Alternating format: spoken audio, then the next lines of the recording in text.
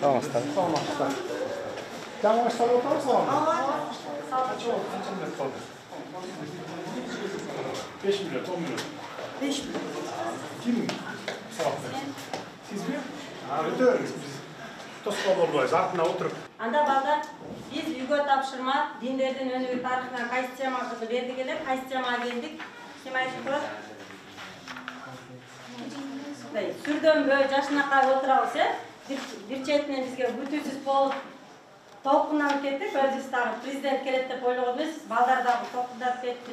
Ана эч нерседен тартынбай билгенибизди айтып, диндердин өнүгүү тарыхы сабагынан эмнелерди үйрөнүп атабыз. Диндердин өнүгүү тарыхы сабагы эмнени үйрөтөт экен? Аянам? Диндердин өнүгүү тарыхы негизинен бул башка мисалы башка агымдарга кирип кетпеш үчүн киргизилиптир. Диндердин өнүгүү тарыхынан көптөгөн диндер жөнүндө үйрөндүк. Макул отура кой дагы. Бул сабактын негизги максаты эмне эле? Акмарал? Бул сабактын негизги максаты бул башка диндерди, башка христиан диндерди дагы бизден жаман ойлобош үчүн мындай башка эмеге динийлерге бурулуп же болбосо тыюу салынган диний агымдарга кирип кетпөө үчүн дагы биздин өлкө кандай өлкө эле? эмес. Кандай өлкө? Аскан? Биздин өлкө эркиндик болот, анткени ар бири өзүнүн мамлекетибиз суверендүү, көз карандысыз, демократиялуу өлкө, А динге байланыштырганда кандай өлкө? Мурунку темада өттүк элек го? Ислам дини көп таралган. Туура, светтик мамлекетпиз, Светтик мамлекет. Демек биз ушул мамлекетте жашап атабыз. Дагы биздин өлкөдө кандай улуттар жашайт эле? Ар кандай улуттар жашайт. Көп улуттуу өлкөбүз, Канчадан ашык улуттун өкүлдөрү бар деди? 10дон ашык. 10 элеби? 80ден ашык. 80ден ашык улуттун өкүлдөрү жашайт, Ким отуруптур? Билал? Христиандар, буддисттер. Анан эң негизгиси биздин динибиз кайсы? Ислам дини. Мусулмандар жашайт экен. Көбүнчө биздин өлкөдө ушул диндин кайсы өкүлдөрү көбүрөөк жашайт эле? Ислам динин тутунган мусулмандар көп жашайт экенсе, канча проценттен ашык мусулмандар бар? Бакыт 80-85% биздин өлкөдө мусулман дининдегилер түзөт дегенбиз.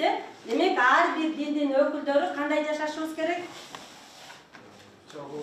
Кандай жашаш керек? Ынтымакта жашаш керекпиз дагы. Бардык динге бирдей көз карашта. Бардык динге бирдей көз карашта карашыбыз. Демек, биз кайсы динде болбойлу, биз өз мусулман болгондуктан башка диндин өкүлдөрүнө дагы сый урмат менен мамиле кылышыбыз керек, Биз дин жок мезгилде деле жашап келгенбиз. Туурабы? Өзүбүздүн каада салтыбыз, үрп адатыбыз менен жакшы тарбияланып, улууга урмат, кичүүгө ызат деп жашап келгенбиз да, туурабы?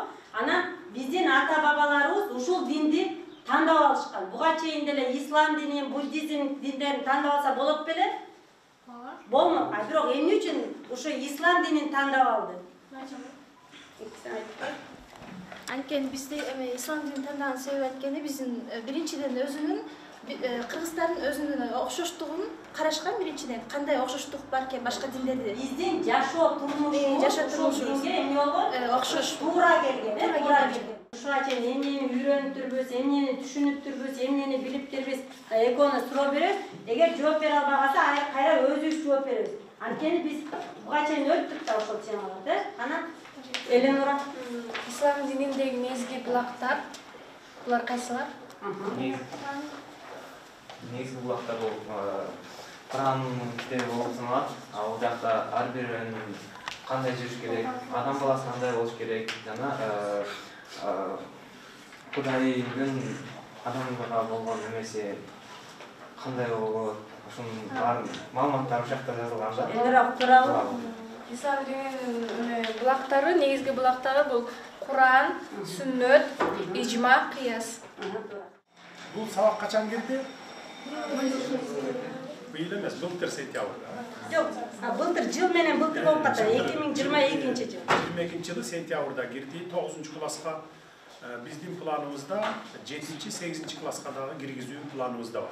Эмне үчүн 7-8, 9 класс дегенде 10-11 класска 9 өткөндөн кийин көбү баягы техникумдарга кетип калат, училищаларга, лицейлерге кетип калат экен да, анан ошон үчүн толук камтыбай калат экен деп 7-8, 9 класстарга киргиздик бул сабакты. Албетте сабакта эми баягы кемчиликтер бар. Баягы кыргызда жакшы сөз бар, көчүп бара түзөлөт дегендей. Бул сабакты биз эрежелерин, берүү тартиптерин дагы байытабыз. Эмне үчүн, эмне максатта бул сабак кирди деген сиздерде бир ичиңиздерде суроо болуп калышы мүмкүн да, суроо жаралып калышы мүмкүн. Анткени биз Союз чачыраган 30 жыл мезгилинде ар тарапка чачылып кеттик. Бир эле кыргыз улуту 17 агым менен жүрүп атабыз азыр. Бул кимдер? Бир эле кыргыз улутубуз. Баарыбыз мусулманбыз, кыргызбыз, салтыбыз да бир, динибиз да бир, дилибиз да бир. Анан 17 агымга, 20га жакын агымга кетип атабыз. Биз жалбырак менен күрөшүп атабыз да, жалбырак менен. Биз тамырын кыркышыбыз керек, андай проблема. Ошондон кийин бул проблема чечилет. Биз ушул максатта киргиздик муну. Бул дин таануу сабагын, диндерди таануу сабагын киргизип эле биз таң улап эле баары мусулман болосуң, анан тиги бу деген андай жок. Мектептерден биз мугалимдер мына азыр жакшы жолдорду көрсөтүп атат. 11-ди бүткөндөн кийин ар кайсакка кетесиңер, бирөөңөр окуп кетесиңер, бирөөңөр иштеп кетесиңер, жашоодо кыйынчылыктар болот, жеңилдиктер болот дегенде анан кыйынчылык башына түшкөн балдар, кыздарыбыз деле динге сүйрөп эле алып кирет экен. Кел, мына могу жерге келсең, ушул жерде жакшы, мына мондай болот десе эле анан ал мектептен түшүнүк албагандан кийин, билим албагандан кийин анан ээрчип баягы агымдарга кирип кетип атат балдарыбыз. Көп адамдар Сирияга кетип калып атат, мына согушуп аткан жерлерге.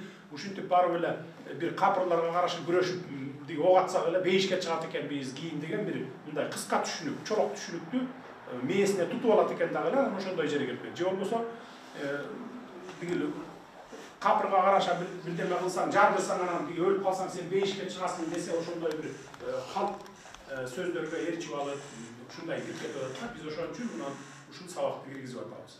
Эми Кудай буйрса бара эрежелеринде жана сиз баа койбойт деп атпайсызбы? Коюш керек сөзсүз. Булардын эрежелерин иштеп чыгып, сөзсүз баа коюлуш керек. Анан активдүү болушуңар керек да. 5-6 эле окуучу катышып атат, калгандары аябай пассивный болуп атасың. Окуш керек. Бул азыр бүгүн эртең эле жыйынтыгын бербейбейт бул сабактын жыйынтыгы. 10 жыл, 15 жылдан кийин берет. 10-15 жылдан кийин берет. Мына силер чыгасыңар, 9-ду бүтөсүңөр, кетесиңер, 11-ди бүткөндөн анан барып, ушу мектепте алган, класста алган билимиңерди карындаштарыңарга, инилериңерге үйрөтөсүңөр. Эне аталарыңар туура эмес жолго кетип баратса, айтасыңар, ай, могу сиз туура эмес жолдо кетип баратыпсыз. Ошон үчүн биз мектепке ушул сабакты киргизип, мамлекеттин саясаты менен бир колеяга салыш максатыбыз. Биз ушуну менен бир жолго салышыбыз керек да. Суроолоруңуздар барбы?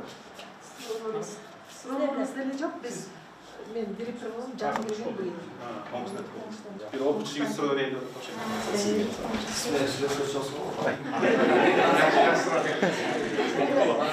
Сүрөткө түшө албайм.